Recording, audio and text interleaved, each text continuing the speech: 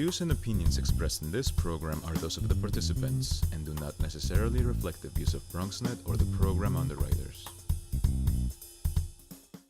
Straight ahead, education is key in any person's life, but how do you increase attendance, particularly among African Americans, particularly among African American men? Well, guess what? We'll have that conversation in just a few seconds here on Perspectives with yours truly, Darren Hyme. What's on your mind? Let 'em know. Express what's on your mind. What's on your mind? Let 'em know.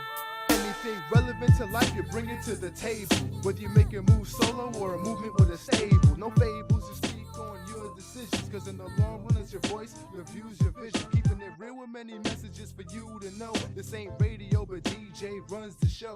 Entertainment, he rocks it. Politics, he locks it. The host with the most would handle any topic. Don't forget to share your perspective which shines a light. Cause it might make a difference in someone else's life. Make a difference. What's your perspective? Express what's in your heart and your mind. Share your perspective. What's your perspective? Let 'em know. And hello, everyone, and welcome to another edition of Perspectives. I am Darren Hyme, and of course, we thank you for watching us. You can watch Perspectives every week here on BronxNet's Channel 67. Now, if you need more information, you can always go to the World Wide Web, which is bronxnet.org. There you can find about us as well as all the other shows that BronxNet has to offer. But particularly on Perspectives, what we offer you is news, current information, things that are really making impact in the community, and we bring a variety and a multiplicity of guests. Now, we invite you to stay connected to us. You can do that also on our social networking sites. Hit us up on Facebook at BronxNet Perspectives, Twitter. You can hit us up on the show, and then also me personally, DC Hyme 23, and then also our Facebook page where you can find out about more, and you can let us know what you want to see. I also have a personal Facebook page, Darren C. Hyme, and hit me up over there too, and we'll make sure that we can converse about what's going on in and around our community as well as our nation. Well, coming up on this show, we're going front and center on the issue of education. And we're talking about education as particularly it relates to the African American community.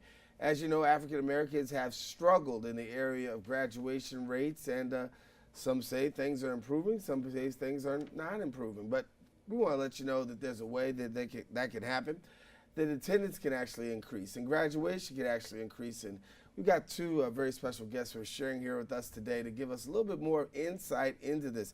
We're pleased to have Dr. Robert Waterman, who is my first guest. He's the Special Assistant to the Vice President of Student Affairs and the Director of the Male Development and Empowerment Center and Black Male Initiative Program. He's also a lifetime member of the NAACP and served as the former chairperson of the Transportation Committee. He is presently now the chair of the Securing Our Institution Cluster for the Black Brooklyn Empowerment Convention. And then we're also joined by Dr. Dennis, well, I should say Dennis William Boyd Jr. We'll call you Dr. Dennis if you want for a few seconds. Dennis William Boyd Jr. He also began his work in the human service industry in the early 90s as a senior camp counselor after completing his degree in business administration and human resource management. He continues his work in the field, and thank you so much for both for joining us. Thank you. Thank you. You know, we unpacked a lot. I unpacked a lot in the intro, talking a little bit about graduation, attendance, particularly in the African American community and particularly with African American men. Just as an onset and an entree, tell us a little bit about numbers and what we're seeing. Are things improving, getting better, getting worse? For me, being in the college, and actually before I came to Megavis College, I was in the Board of Ed, substitute teacher, I teach fifth grade math. And just from that perspective, looking at the grading system from the third grade, the fourth grade, and the fifth grade, and looking at how many black males can't pass the simple tests, which we call simple, but it's not simple for a third grader or a fifth grader, and looking at those numbers and seeing the failure there, and then moving to Megavis College and looking at the rate of about 77% to what about 20-something% of female versus male that are in Megavis College. And then when we look at those numbers, we say, well, is male increasing or male decreasing or just maintaining? I think that there still is an effort where that we should push for more males to coming to college versus males that are ending up incarcerated and behind bars. When we talk about males as a whole, going to school and encouraging African American men to go to school, it's a challenge sometimes because some guys don't want to go to college. Some guys just say, listen, I graduate high school, maybe I'll do a trade or maybe I'll do something else. But you're working together in terms of trying to increase attendance for African American men going to college. Share a little bit about that. So as a consultant, I've worked with DOE schools, charter schools, not-for-profit organizations with a primary focus of African American, Latino men, men of color. And some of the challenges that they're facing personally are challenges of discouragement, what they're experiencing in the context of community, the stereotypes. They're combating all of the different images. They're combating so many different things. And when I listen to them speak, they're talking about what they don't see and what people don't see in them. So they actually, in a lot of cases, become self-fulfilling prophecies of what's been said or what could have been said. Example and a point. So if I've been told that the incarceration rate, black men of color are going to prison more than we're going to college, which isn't true, that becomes my narrative. That becomes the message that I'm hearing over and over again. So when I'm exposed to opportunities of college, I'm not thinking it's possible because I'm hearing in the message that I've been sent since I can remember in maybe 3rd or 4th grade is that I'm expected to go to prison. So I actually engage in things that are readily available for me to fulfill that prophecy versus someone taking me under the wing and saying, this is who you will become. You're gonna graduate, you're gonna get a master's from college, or someone in the family saying you're gonna be the first family member to graduate from college.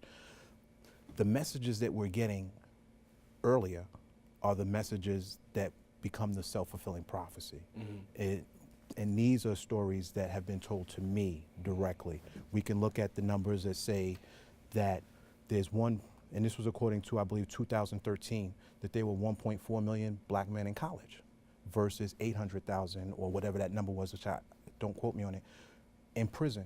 So that narrative isn't true. Right, but we do hear that, though. We hear the narrative consistently that there are more African American men in prison than there are college. You've heard, so many different numbers in regards to that, but you would get the feeling. What does that do in the psyche of a young man in the educational pursuit, given the fact that this is what I'm being introduced to, this is what I hear?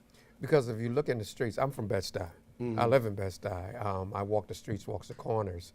I pastor also in Bed-Stuy, being a pastor for the last 15 years.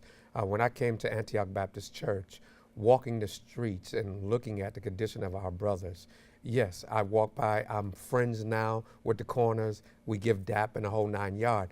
But looking from that perspective, when the cops do a drive-by, a pickup, when they do a pat down, check down, you would say, okay, what is these guys going through? You would look at the age difference. You would say, if a young man does not get out of the 8th grade, 9 times out of 10, he's going to end up on that corner. And you look at those brothers that are on the corner who are more influential to the brothers that are in class.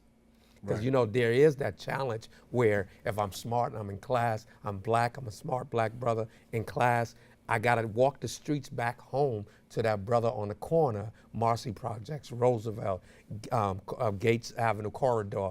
Those are the areas that they have to come back into the community. Yes, Stuyvesant Heights might be down a block, a couple of blocks, but I don't live in Stuyvesant Heights. I live in Bed-Stuy, and they used to call it do or die. So even in that condition, They still call it do or die, yeah. it's stay alive.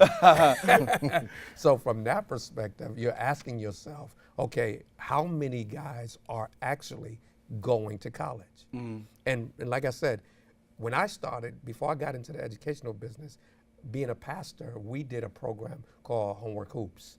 We would bring the kids in, do the homework, partnership with the Beacon programs, and do basketball. So I did that for about 7 to 8 years when Charlie Ward, Allen Houston, and all those guys were concerned about community. I don't know, don't quote me, but I might say it. I don't think athletes are concerned these days about community. There was a time when there was a connection between athletes, between actors, between rappers, and whoever comes out of a community gave back to the community. Can you find it now? Because the after-school programs, there's less of those that are happening, and they're closing. But you turn around, another one's closed. Look at the school system. Look at our regular school system. How many schools are closing and becoming charterized, right? Which is, for me, ain't nothing but one of those glorified schools anyway, a charter school. But if I'm looking at the regular public school systems and how they are being managed, there might be an issue. So I might the 800,000 versus 4 million, the numbers, but reality is what I see and what I hear and where I live. My community now dictates my reality. So how are you approaching dealing with these challenges? So when I'm in schools, I work with young men to help them develop a vision for themselves, expose them to opportunities from 3rd grade all the way up through high school and undergrad students as well. Helping them develop a vision, helping them tap into that first time when they said, I want to be A, and they fill in that blank, and helping them reconnect with that, and being the person who coaches them and cheers them on. I break out pom-poms if necessary. I will put on the saddle shoes, definitely no skirt, but to just keep them engaged, because it usually takes one person who believes in them long enough for them to gain traction to believe in themselves. A lot of them are grappling with low self-esteem. They've been demoralized, they've been emasculated. And we're not talking at 15, we're talking at 3 years old, 5 years old, where the messages that they received have been inconsistent with what they initially thought about themselves. So I coach them, I counsel them, I take phone calls, odd hours, take them on trips, expose them to job opportunities, internships, all of the things that will help them figure out what it is I want to do with my life. Is college part of the conversation? Absolutely. But I also recognize that some people would be better off vocationally. So we expose them to those opportunities as well. We're going to come back and take a quick break with our guests, and afterwards we're going to talk a little bit about what's called the Barbershop Forum. What exactly is that? Well, we'll break it down when we return right after this. Wow, these are really good. You act surprised.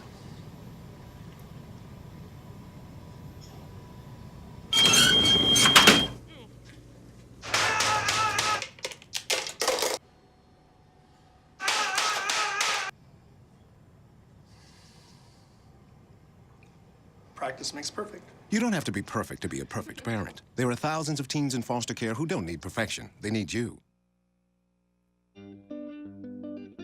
Hello, good people of the Bronx and beyond. Welcome to A Life in Art.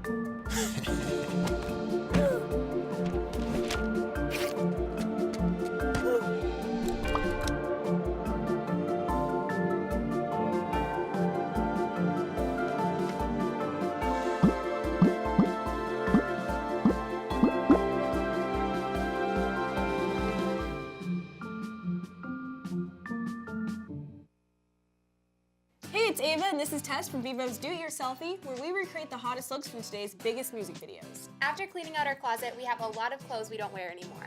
Like this old t-shirt. It's not garbage, it's actually a brand new rug. And to make it, all you need to do is cut, tie, and glue. Cut the t-shirt into strips. Tie the strips into knots. And glue the knots to the bath mat. I love it. Give your garbage another life. And recycle. And we're back here on Perspectives, continue our topic of conversation, which is talking about African Americans' education, particularly when it comes to college education. And when you look, there's a narrative out there, and we talked about it in the beginning, about how it's perceived sometimes that African American men, they're more in prison than they are in college. Well, that's simply not true.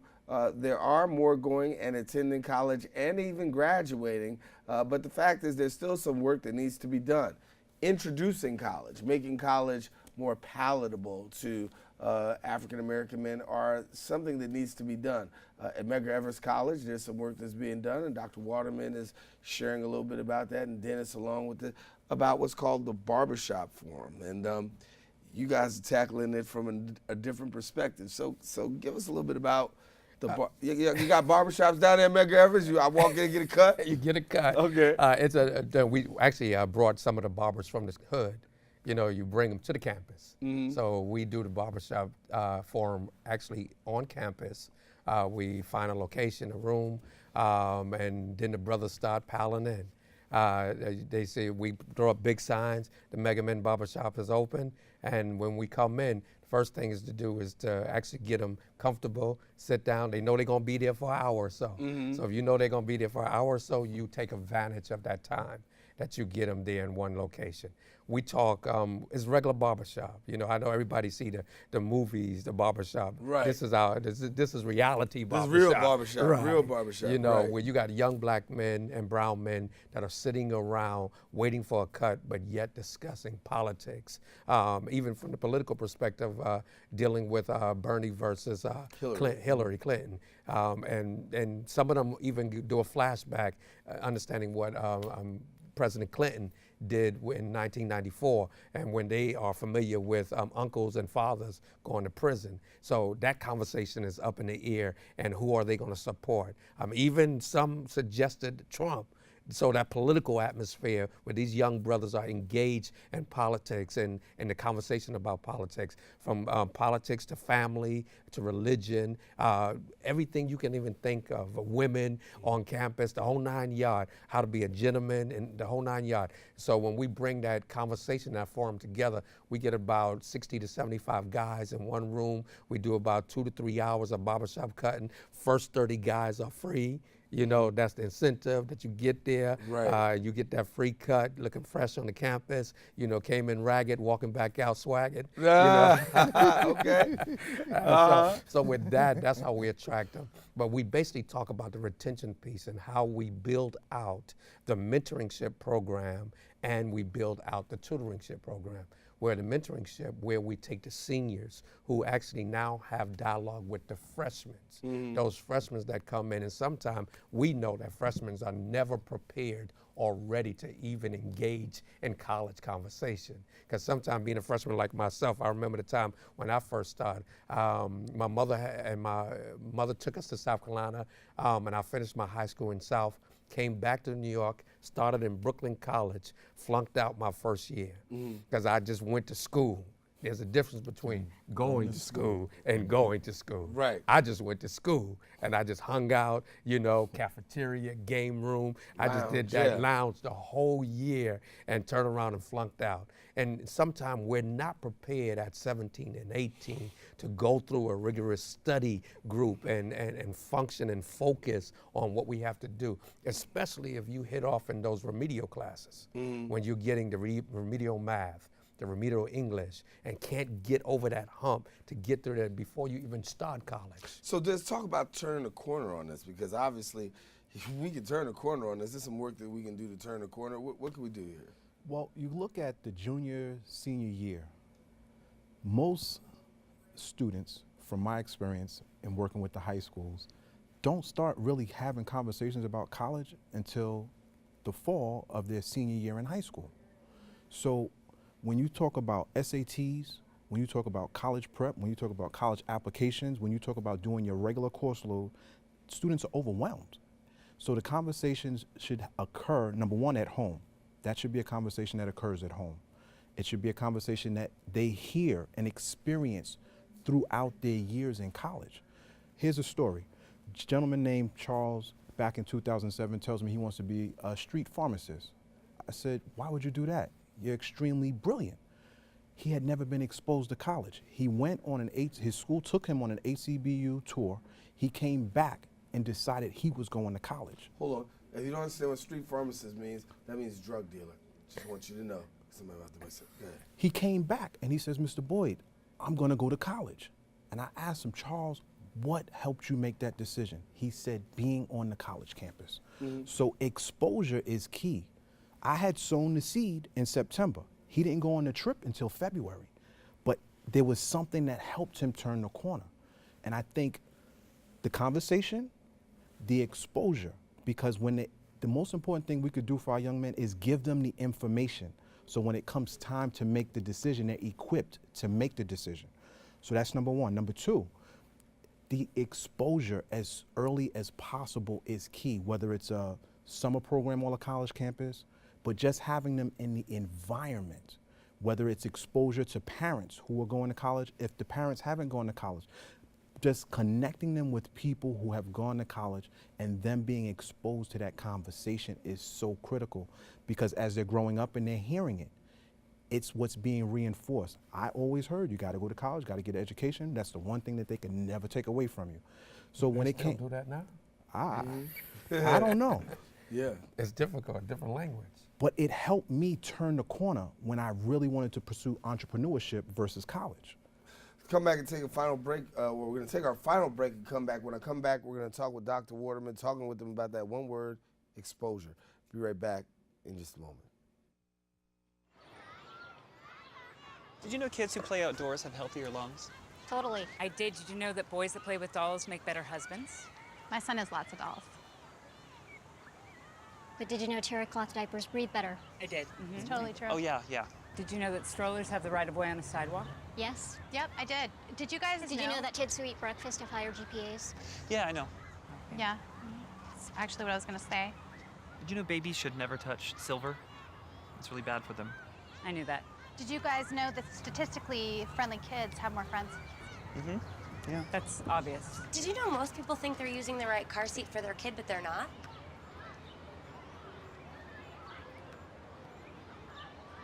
Parents who really know it all know for sure that their child is in the right seat at the right age and size. Visit safercar.gov/the right seat to make sure your child is protected. I'm putting that on my blog. I just put it in mine. Your daughter just had her first breakup. Do you A, put yourself in her shoes? B, console her? Don't worry, sweetie. This is gonna happen a lot. Or C, find her a new boyfriend? Nice single boys. That was weird. As a parent, there are no perfect answers. But you don't have to be perfect to be a perfect parent. Thousands of teens in foster care will love you just. Continue our conversation, talk about African Americans, education, particularly college, and we're pleased to have our very special guests who are joining with us. And Dr. Waterman, before we were, Dennis was hitting a little bit about exposure. You also say you're a pastor, so you would understand there's a scripture that says, "My people perish for lack of knowledge." That also is translated to a lack of exposure. How do you create that exposure on the college campus to allow, or at least exposure to a campus lifestyle in our communities? Because sometimes, to get them on a campus is a major feat and an accomplishment in itself. One way that we do is the summer program. We do a STEM program on campus on Mega Evans. And we start with the pipeline theory. So Dr. Crew does the pipeline where we connect elementary, high schools to the college. And then we also do the, what is that? It slips my mind. It's where the kids actually start in their junior year in high school and can get an associate degree by the time they finish their senior year. Bridge program. So it's a bridge program that we create in order to get that dynamics that's going on between the community locally and them understanding the college life. How helpful is that bridge in a transition into college? Well, it's very helpful, number one, because students get to experience course workload and get to see that they're actually capable of doing it. There's this myth that college is harder than high school, and I actually disagree. I think college is easier than high school.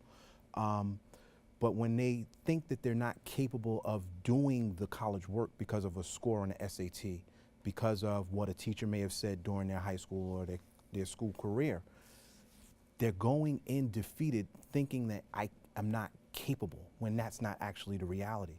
But once they gain the traction through a bridge program or exposure to college level work and just understanding how it works, equipping them to navigate becomes the easy part. I have under 2 minutes, so I got to get this in here real quick. Talk to me about this testing, because I had a young man share with me, you know, I do all this testing, high school, core, you know, Common Core, trying to get this, you know, testing, and it's almost like we had to convince him. He's so worn out from testing that he doesn't even want to try to make the attempt for college. Because when I came into the regular Board of Ed, the testing was so prevalent. It was just test. There was no teaching. Right. And this is what we're failing at. The system would test you but not teach you. Right. If you teach me, you don't have to test me. But the teachers are also teaching to test. To test. And not that's teaching, they're right. teaching to test. So get you ready for this test. Right, so what are you actually learning? So, and everybody knows about testing is regurgitating and just putting it down and forgetting it. Mm-hmm. Learning is a system where you inhale it and it becomes a part of you. Mm-hmm. So our system in the Department of Ed, it seems like it's not focused on I don't want you to keep it. I just want you to learn it, take the test, and go to the next test. Mm-hmm. So that testing is a very, it's shrewd. Right. By the time they get to college, they haven't learned anything. Before I get out of here, let me let you share a little bit real quick, and then also as a part of your close, share how people can get in touch with you and latch and connect with what you got going on. Okay, so as we close, the thing about testing is that it compromises people's ability to think and critically think and to analyze information. So I wonder if it's by design or by accident as to whether or not they're only being tested versus being taught how to think and analyze the information that they're given. And that's something that students are challenged with when they arrive at college, that critical thinking piece and analyzing the information versus just writing down A, B, C, and essays. Forget about it, they're really challenged.